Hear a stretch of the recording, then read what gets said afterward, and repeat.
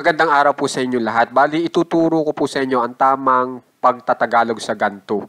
Bali, pag sinabi pong ganto, ay sinasabi nyo ay yung ating pinag-uusapan o yung tao po ay nagpunta doon sa naturang lugar. So, pumunta siya doon sa naturang lugar, so nandun siya. Hindi mo kasama.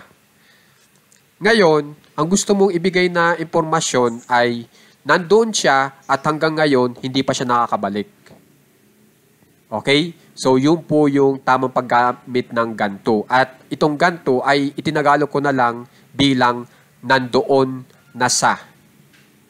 Okay? Nang ibig kong sabihin sa nandoon na sa ay nandun sa naturang lugar at hanggang ngayon ay hindi pa nakakabalik.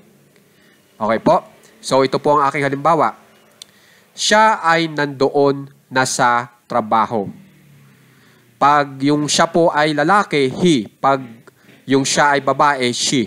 So, subukan po natin ay itong he. Siya ay nandoon na sa trabaho. He has gone to work. So, ang ibig kong sabihin, umalis siya papuntang trabaho at hanggang ngayon ay hindi pa siya nakakabalik. Nandun pa rin siya sa lugar kung saan siya ay nagtatrabaho. Okay?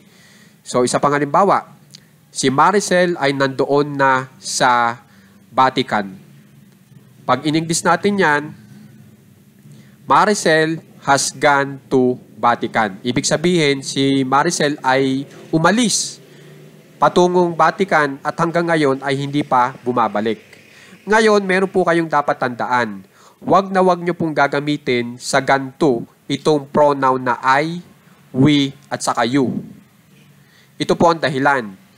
Kasi, pag itinuro mo yung sarili mo na tagapagsalita, tapos gagamit ka ng ganto, sinasabi mo doon sa tao na nandun ka sa lugar na iyon. Samantalang, magkausap kayo ngayon.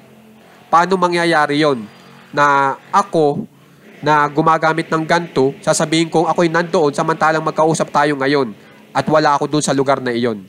So, yung po ang dahilan, kaya hindi po tayo pwedeng gumamit ng I, we, at saka you.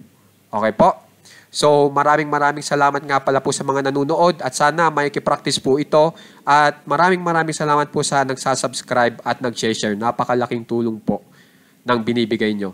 Maraming salamat po.